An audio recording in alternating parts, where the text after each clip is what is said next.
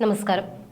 കൂത്താട്ടുകുളത്ത് CPM councillor കലാരാജുവിനെ തട്ടിക്കൊണ്ടുപോയ സംഭവത്തിൽ നിയമസഭയിൽ ബഹളം. പ്രതിപക്ഷമാണ് വിഷയം ഉന്നയിച്ചത്.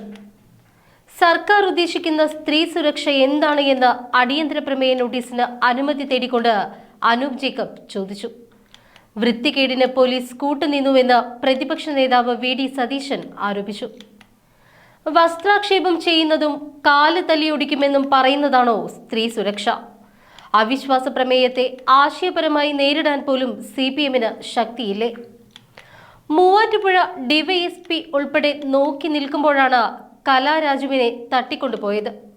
നടി ഹണി റോസിന്റെ കേസിൽ അതിവേഗത്തിൽ നടപടി സ്വീകരിച്ച പോലീസ് ഈ വിഷയത്തിൽ മെല്ലെപ്പോക്കിലാണ് എന്നും സതീശൻ ആരോപിച്ചു.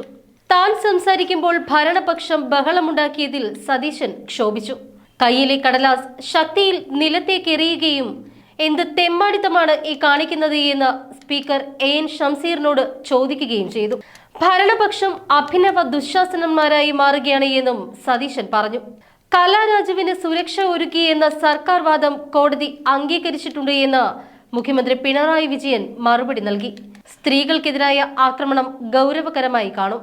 പോലീസ് നടപടിയുണ്ടാകും.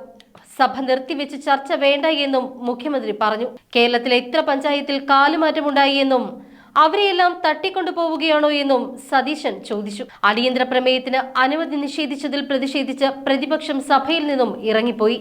പാർട്ടി പ്രവർത്തകർ അപമര്യാദയായി പെരുമാറിയതിനെതിരെ CPM ഉന്നത നേതൃത്വത്തിന് പരാതി നൽകുമെന്ന് കൂത്താട്ടുകുളം നഗരസഭയിലെ CPM കൗൺസിലർ കലാരാജു പറഞ്ഞു.